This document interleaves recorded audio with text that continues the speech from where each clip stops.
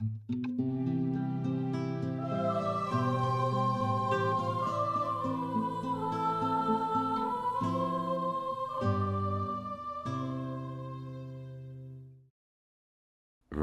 sobie, że bierzesz do ręki księgę, której autorzy widzieli rzeczywistość, o której ty nawet nie wiesz, że istnieje. Czytasz te same słowa, mądrość, światło, miłosierdzie, ale twój umysł nadaje im znaczenie, które nie ma nic wspólnego z tym, co naprawdę zostało tam napisane.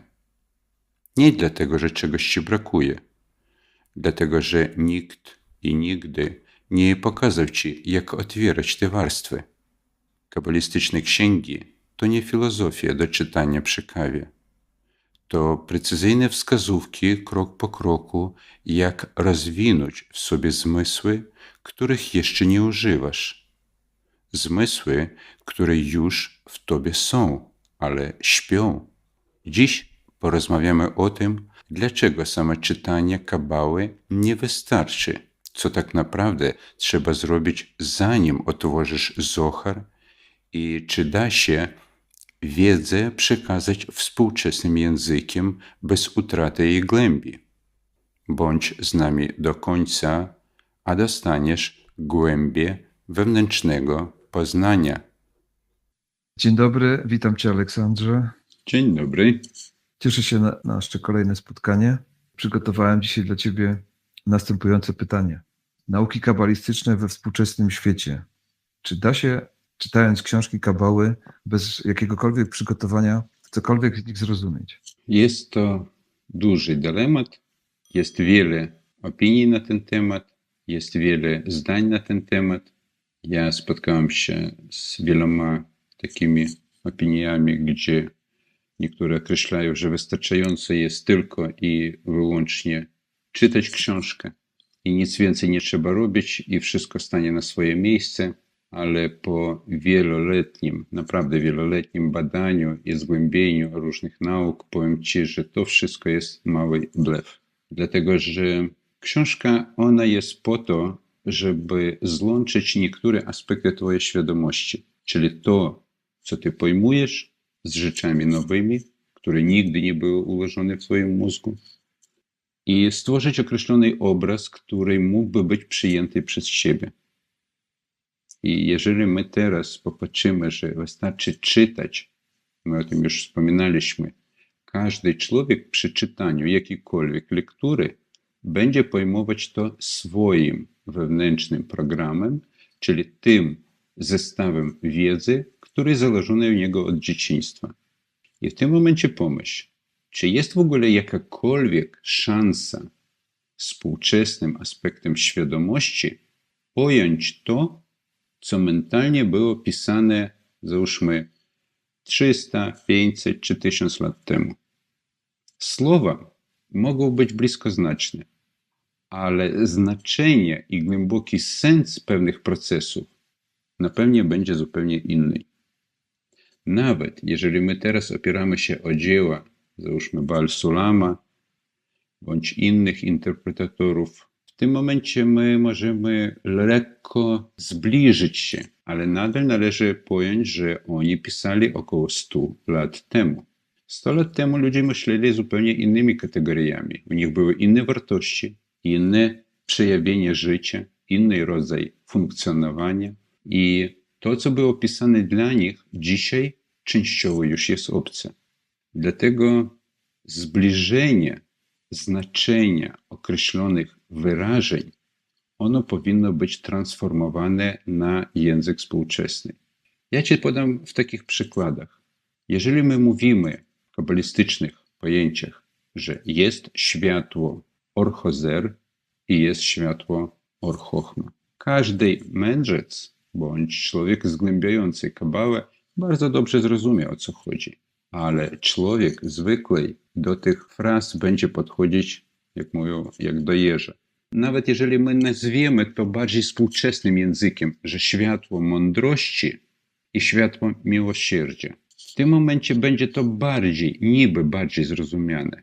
bo mądrość i miłosierdzie w jakim znaczeniu gdzieś tam się przepijają przez mózgi. Ale słowo światło już zrozumianym nie będzie.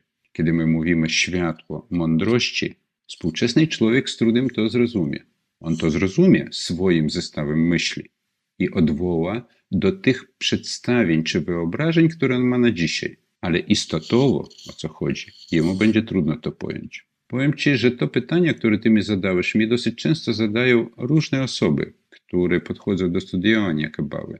I pytanie jest bardzo proste, tak samo. Czy wiedza będzie przejawiona językiem współczesnym, czy językiem starożytnym? To jest jakby korzeń wszystkiego. I rozumiejąc, że zwykły człowiek nie będzie w stanie rozszyfrować, nie mając pod sobą bazy, czyli fundamentu, wcale nie ma się dziwić, że zainteresowanie tymi naukami jest tak niewielkie. Dlatego, że jest niewielka ilość ludzi, które stawia sobie wyzwania i rzeczywiście chce pojąć, jak wszystko funkcjonuje.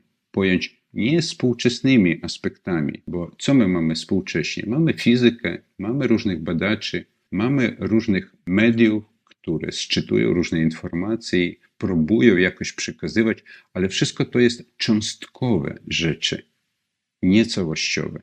Pamiętasz, nam, żeby poznać układ duchowych, tą duchowej rzeczywistości, nam zajęło to od pół roku do roku czasu. I problem nie tkwi w tym, że to są skomplikowane teksty, a problem tkwi w możliwości przyjmowania, czyli najpierw trzeba było wypracować określone instrumenty, a później, kiedy te instrumenty już działały, można było z nich korzystać, żeby pojąć to, co dzieje się po tamtej stronie. Zwykły logiczny człowiek, kiedy my mówimy tamta strona, czyli za zasłoną, będzie myśleć kategoriami świata materialnego zawsze. I on będzie myśleć, że tam jest jakieś tam duchy latają, podobnie do tego, co tu. Ale tak nie jest, dlatego że tam zupełnie nie jest podobne jak tu. Co więcej, każdy kolejny świat, każda kolejna rzeczywistość się różnią między sobą. W Kabale to wszystko jest bardzo precyzyjnie opisane. I teraz, żeby te opisy można było deszyfrować, żeby można było ich wykorzystać, nam jest potrzebne zgłębienie, czyli doprowadzenie. Ktoś tak czy inaczej musi doprowadzić nas do momentu, kiedy my zaczynamy sami rozumować. Niektórym ludziom się wydaje, że nawet stopniowe zgłębienie, na przykład przeczytał książkę i już on wie, o co chodzi. To jest na 5 minut. Przeczytał książkę, wie, o co chodzi, książkę odłożył i zapomniał, o co chodzi. Niczego się nie zmieniło w człowieku. Ale w momencie, kiedy on nabiera określonych nawyków świata subtelnego, w tym momencie zachodzą te reakcje, które powinny zajść. Zauważ, jak jest na przykład, odwołamy się troszkę do innej kultury, jak jest w tybetańskich klasztorach, w chińskich różnych. Owszem, tam inny jakby rodzaj podejścia, inny rodzaj wiedzy, ale ludzie, którzy rozpoczynają zgłębienie wiedzy na tamtym poziomie, oni nie podchodzą do rzeczy, że muszą przeczytać książkę. Oni starają się wytrenować w sobie określoną zdolność. W Kabale jest dokładnie tak samo. Praktyka kabalistyczna zawsze stoi na pierwszym miejscu, a nie teoria, jak niektórzy myślą. Rozumiesz te zagadnięcia ogólnie? Tak, mam wiele swoich przemyśleń na ten temat. Dla mnie takim lepszym przykładem tego, o czym mówimy, to jest analiza na przykład takiego starego, nie wiem czy jest polskie, światowego przysłowia, że mężczyzna powinien zasadzić drzewo, powinien spłodzić syna i wybudować dom. No i wszyscy młodzi ludzie wyznaczają sobie właśnie, to syna już mam i jadę zasadzić drzewo, a potem przed dom wybuduję. Po jakimś tam czasie studiowania kabały zapoznałem się z jednym z tekstów Zoharu, gdzie to było opisane. Mieliśmy lekcję na ten temat. No i byłem w szoku, że znaczy to zupełnie coś innego. To już nie jedna warstwa, ale ze 3 warstwy głębiej i wcale to nie znaczy to, co jest napisane, że ludzie w ogóle oderwali się od jakiegokolwiek znaczenia tych świętych pism, które są. powierzchniowa warstwa, już nawet nie wspomnę o Torze czy o Biblii, w współczesnym świecie tak niezrozumiała, że w zasadzie znaczy zupełnie coś innego niż tam jest napisane. No dokładnie. Ale to nie trzeba obarczać ludzi, że ludzie oddalili się. Ludzie w tym nie są winni. Rzecz polega na tym, że człowiek, jest jedna zasada, człowiek jako taki jest wychowany od dzieciństwa. Wychowany, czyli jemu jest wprowadzona określona ilość informacji, jak spostrzegać i jak realizować siebie w tym świecie. I ta paka danych w głowie jego, ona decyduje o wszystkich pojmowaniach, które człowiek ma. Jeżeli w tej informacji nie ma nic o tym, co istnieje po drugiej stronie, jaki szans ma, że człowiek w ogóle dojdzie do tego, jak niektórzy mówią, drogą medytacji czy transformacji. Najbardziej, ja ci powiem tak, pocieszające, takie trochę śmieszne wypowiedzi czasami można spotkać w internecie, kiedy mówią, że słuchajcie, drodzy, zbliża się czas transformacji. Nareszcie przyjdą jakieś wielcy i wszystkich nas odmienią, i na ziemi będzie raj, i będzie dobrze. To jest największe złudzenie, które kiedykolwiek mogło zaistnieć. Nawet w stare, prymitywne ludzie widzieli, że czegoś takiego nigdy nie było, nigdy nie będzie. To, że idą zmiany, to jest fakt niezbity. To, że idą biologiczne, chemiczne, energetyczne zmiany, też jest faktem. Wszystko można odnaleźć i potwierdzić, ale to, że człowiek zmieni się z automatu, to jest iluzja. Dlaczego iluzja? Po pierwsze, jego ego, czyli ego człowieka, jego samoświadomość ściśle związana z tą informacją, którą on otrzymał o życiu. Więc on będzie spostrzegać świat tylko i wyłącznie tymi danymi, niczym więcej. Żebyś lepiej zrozumiał, o czym ja mówię, wyobraź sobie prostą rzecz. W stadium rozwoju komputerów u nas kiedyś był tak, Windows 95, ja już nie mówię o tych tam 3.11, 95, Windows 98, Windows XP, Windows tam 7 i tak dalej. I jeżeli my weźmiemy Windows 95 i zechcemy zainstalować na tym Windowsie programy z Windows 11, będzie szansa działania? Nie. Żadnych szans. I dokładnie tak samo w mózgach człowieka. Jeżeli mózg człowieka zaprogramowany jest na Windows 98, to zainstalować w nim nową programę nie będzie szansy. Czyli nam trzeba rozbudować świadomość człowieka, rozszerzyć jego światopoglądy, rozszerzyć jego spektrum przyjmowania rzeczywistości i dopiero wtedy tymi nowymi narzędziami zmysłu on będzie w stanie rejestrować rzeczywistość.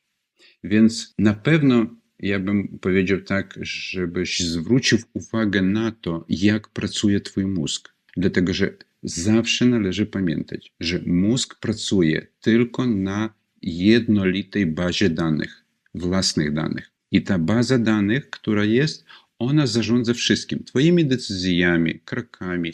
I jeżeli na przykład my mówimy, że istnieje tam w Kabale, w prostym znaczeniu tego słowa, świat, tam Brija, Jecyra, Asija, które przenikają w ciebie, no w tym momencie pytanie jest, a co to oznacza w ogóle dla mnie? Jak oni przenikają? Gdzie ja ich mogę czuć? A nie możesz czuć, bo ty nie masz rozwiniętych zmysłów. Czyli, żebyś ich czuł, należy rozwinąć dodatkowe zmysły duchowe. Żeby w nich rosnąć, należy rozwinąć określone duchowe zmysły. I również naiwnym jest podejście, jak niektórzy określają, że on był taki święty i on umiał tam wznosić modlitwy i tam lewitować i później wstąpił w niebiosa. To nie należy myśleć, że on po prostu był prymitywny. On był wysoko rozwinięty, on znał rzeczywistość znacznie więcej, ale o tym nigdzie się nie pisze.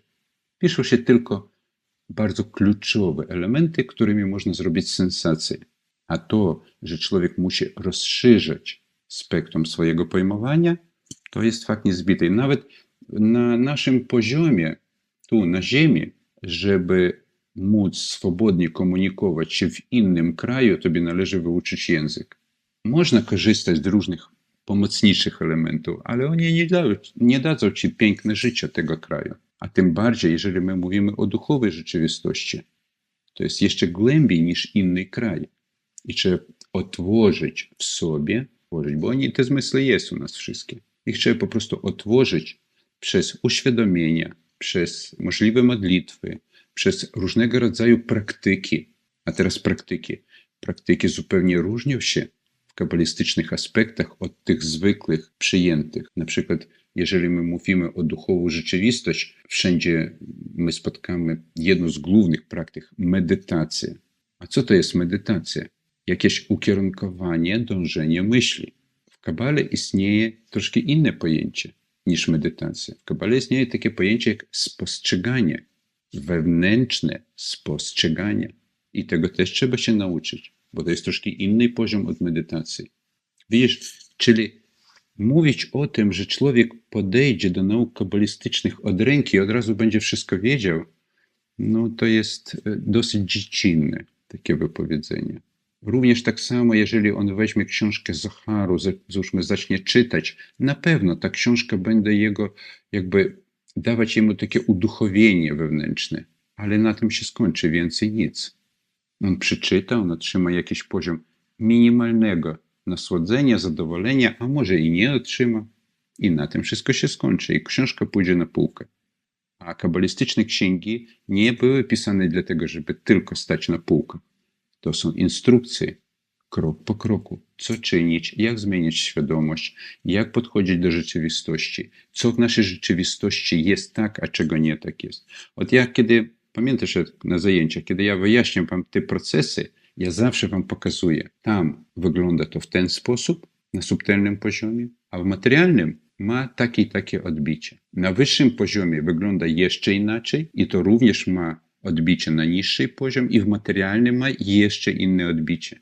I wszystkie te zależności człowiekowi należy poznać. Wtedy on, patrząc nawet na materialny świat, będzie mógł wiedzieć, co dzieje się w subtelnych. A po co jemu to potrzebne jest? Przyczyny wszystkie naszego istnienia, cierpienia, zdrowia, życia leżą w subtelnych poziomach. Jeżeli ty znasz, jak manipulować przyczynami, skutki nie zmuszą siebie długo czekać. Tak, zgadzam się z tobą. Tylko tutaj wspomnę, że nawet kiedyś się spotkałem na samym początku, kiedy zetknąłem się z Kabbałą, że wystarczy patrzeć na litery Zoharu hebrajskie. Jest tak potężna siła oddziaływania, że wyleczę się z wszystkich chorób, osiągnę wyższą mądrość i automatycznie połączę się z wyższymi poziomami. Były nawet takie strony internetowe, gdzie codziennie patrzało się na określony napis czy literę i wiem, że bardzo dużo ludzi to stosowało i nie wiem, na co liczyli. Słuchaj, no ja cię dam tu, rozczaruję trochę ciebie, może i innych, ale wyobraź sobie taką rzecz. Załóżmy, człowiek ma tendencję, załóżmy w jedzeniu, spożywać dużo mięsa. I to, że on spożywa dużo mięsa i mało spala organizmem, powoduje to, że w jego organizmie powstają różnego rodzaju zatory, szlaki, obtłuszczenia, czyli nadmiary, które w swojej kolejności są źródłem dla siedziby tam robaków i różnych innych rzeczy, które to wywołują dolegliwości choroby. Taki prosty scenariusz. A teraz mi powiedz, patrząc na litery i medytując na światło, na cokolwiek i jedząc tak samo jak jesz, cokolwiek się zmieni? No, na pewno nie. Ty po prostu prowokujesz chorobę ciągle. Jak ona może się zmienić? Dlatego aspekt życia człowieka, on opiera się o jego świadomość, głównie świadomość. Jeżeli jest człowiek czegoś świadom, to się w nim otwiera i on robi określone kroki. Jeżeli jest nieświadom czegoś, a tylko słyszy informacje, on nie zrobi żadnego kroku. On będzie nadal postępować tak, jak postępuje. Czytałem kilka różnego rodzaju wstępów do Zoharu i tam były takie bardzo fajne przypowieści napisane i jedna się jakby odnosiła do tego, o czym rozmawiamy, mianowicie, że jeden z rabinów dostał zgodę na to, żeby w ogóle pisać książki Kabały. No nie było tak, że kto chce, to może napisać. Ktoś dostał pozwolenie z góry, napisał książkę, ale dostał warunek taki, że mają tak napisać, że jak otworzy jedno, to ma ukryć drugie.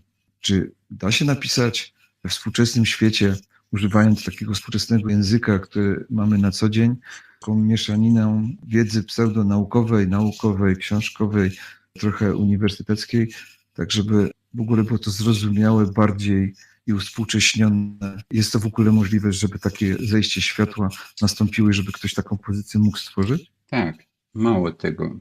Taki tryb pisania, tak zwany tryb podtekstowy, kiedy każde zdanie, które piszesz i wypowiadasz, wskazuje nie na to, o czym ono pisane jest, a wskazuje na ukryty podtekst, do którego może dojść tylko osoba znająca, czyli która ma rozszerzony stan świadomości. Współczesny język, on niczym nie przeszkadza, ale co należy tu pojąć? W świecie jest języki, mowy duchowe i jest mowy świata materialnego. Jeżeli my weźmiemy sławiańską kulturę, hebrajskie, semickie języki, arabskie języki, chińskie języki i podobne do nich, cały region ten.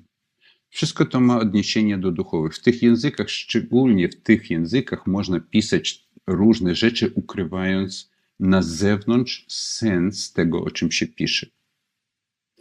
Ale już w językach anglojęzycznych i podobnych do nich, to będzie zrobić bardzo trudno.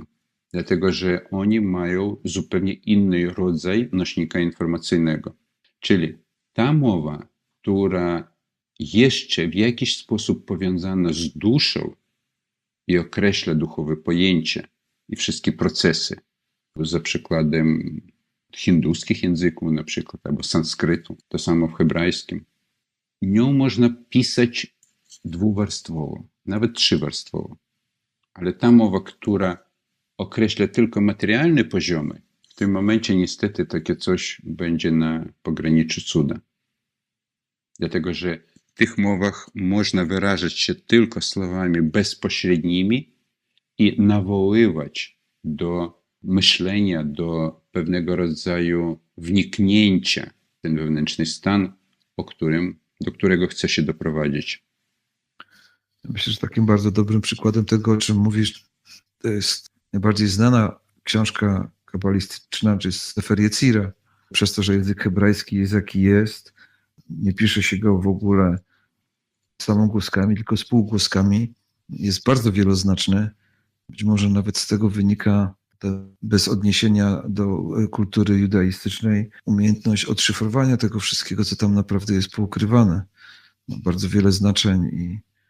Słuchaj, Sefer Yetzira, jak również Etz Chaim, czyli drzewo życia, które było spisane po Ari, wszystkie te elementy jest odpieczętowane w bardzo znanym dziele Baal Sulama, Talmud 10 Sfirot, czyli nauka o 10 Sefirot.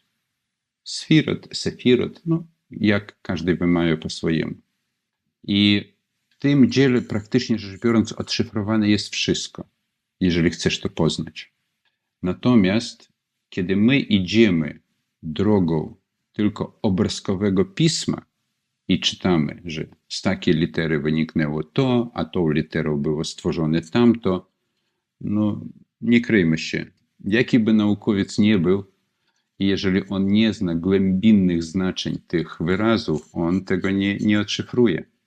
Ludzie dużo pracują nad tym. To nie jest tak, że to w ogóle zapomniane jest. Jest wiele ludzi, którzy bardzo głęboko nad tym pracują i potrafią i odszyfrować, ale kto ich słucha?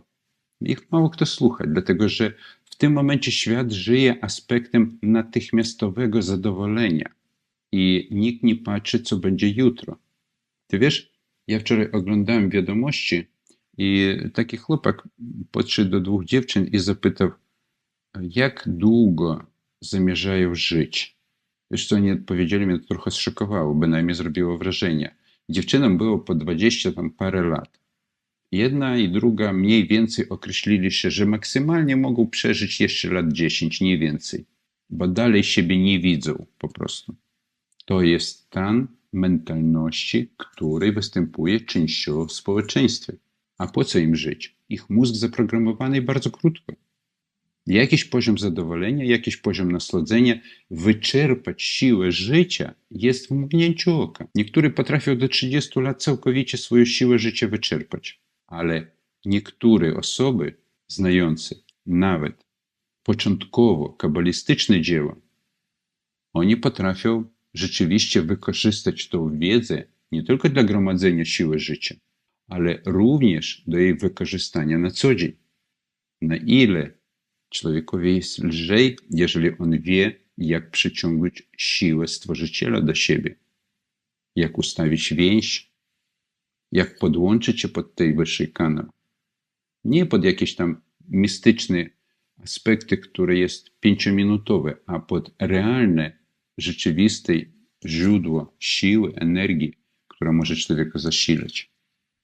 Dlaczego współcześni kabaliści nie piszą tego rodzaju książek? Dlaczego czytamy tylko historyczne książki sprzed 100 lat? Nie ma takich współczesnych interpretacji. Czy nie ma na to pozwolenia, czy nie ma kto tego czytać? W dzisiejszych czasach nie chodzi o pozwolenia. Owszem, niektórzy trzymają się pewnych zasad, ale dzisiaj zostało wszystko otwarte, co mogło być zamknięte. Wiedzy jest naprawdę dużo, a kłamstwa jest jeszcze więcej. Więc tu trzeba po pierwsze filtrować, to jest raz. Druga rzecz, to nie jest do końca tak, że współcześni kabaliści niczego nie piszą. Po prostu w oficjalnym toku ich dzieła nie są uznawane.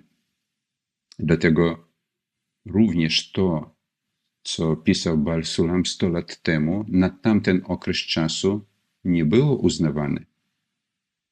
I w niektórych listach swoich, zresztą on odwoływał się do tego, że to, co jest napisane, będzie dla pokoleń na przyszłość. A teraz czasy niesprzyjające jest.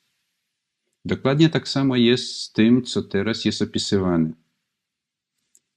Od nawet zauważ, to co my uczymy, zgłębiamy, tłumaczymy książki jakieś, pracujemy nad tym.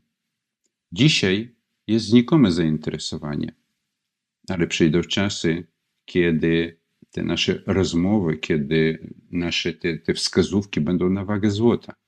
Dlatego, że przyjdzie czas objawienia i ludzie po prostu będą dążyć do sedna, każdy do swojego. A ponieważ w świecie żyje bardzo zróżnicowany poziom dusz, każdy szuka tego źródła, tego kanału, którym jego dusza może objawić się w wyższym świecie.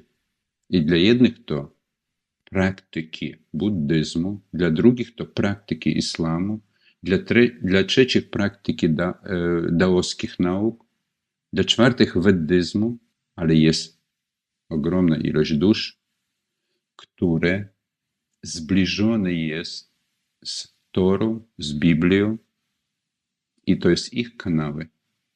I nie należy myśleć, że stworzenia wszystkiego i ludzi, którzy na przykład żyją, że oni wszyscy mają jednakowo się rozwijać. Jeżeli by tak było, to byłoby jedna wiedza, jeden kierunek. A my widzimy, że w świecie jest inaczej. Jest wiele różnych kierunków. Ich stworzyli nie wiele stwórców. Jedne i te same źródło dało emanację, ale według specyfiki człowieka objawia się ono w inny sposób. I ten, komu bliższa jest droga Tory, zgłębia Torę. Tak, zadam ci takie pytanie. Gdybyś mógł napisać taki podręcznik do współczesnej kabały, po myśl wskazówek, że nie wylewa się nowego wina w stare bukłaki, jakim językiem i dla kogo byś napisał taką książkę? Na pewno napisałby książkę dla młodzieży, ich językiem. To jest nietrudne, dlatego że młodzież to najbardziej wrażliwe grono osób, które zostało w dzisiejszych czasach mocno obdzielone od wiedzy, realnej wiedzy i rzucone na pastwę rozwoju, której tak naprawdę ni do czego nie prowadzi. Wiele młodzieży traci w ogóle orientację życia, sięgając 20 lat, 25 i oni naprawdę nie wiedzą, co za tym idzie i do czego to wszystko prowadzi.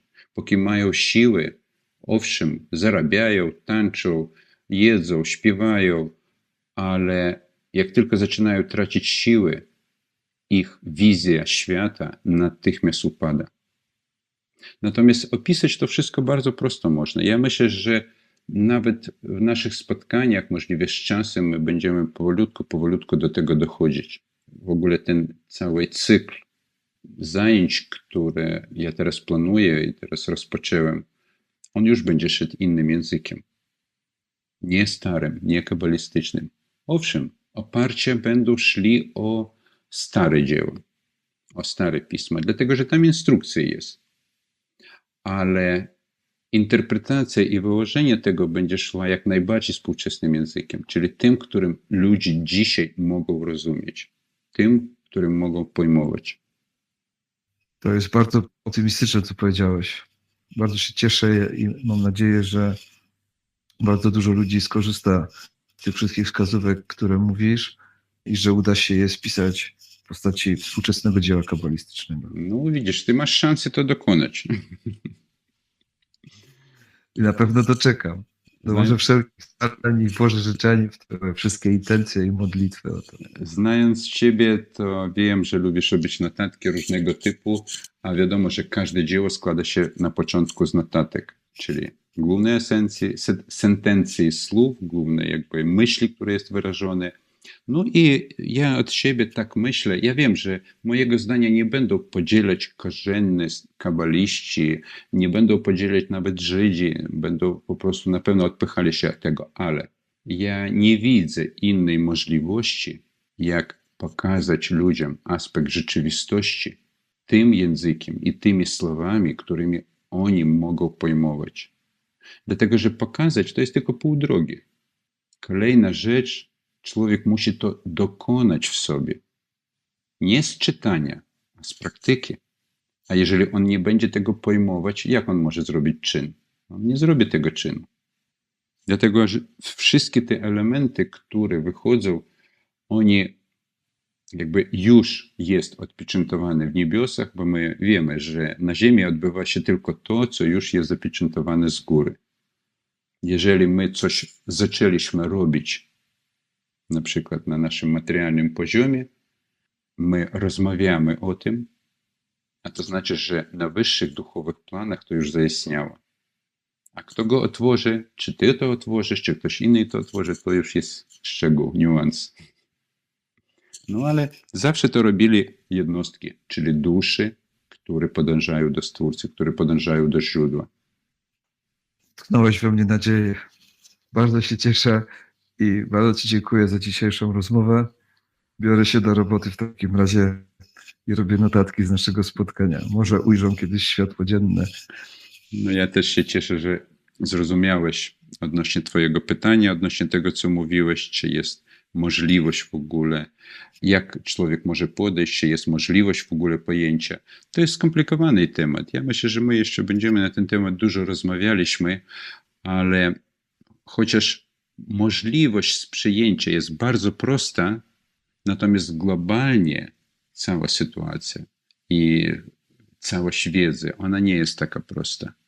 To jest bardziej jakby zagłębione. I ten brak prostoty wynika właśnie z tego wzorca, jakim istnieje dzisiejszy świat. Jeżeli młodzi ludzie tego nie widzą, to ci, którzy, no, jakich nazywają dzisiaj dinozaury z poprzedniego tysiąclecia, oni wszystko widzą i oni mają możliwość porównać, że coś się zmienia. I ja nie powiem, że zmienia się na źle. Nie, absolutnie. Wszystkie zmiany, które idą teraz, idą na dobro człowieka.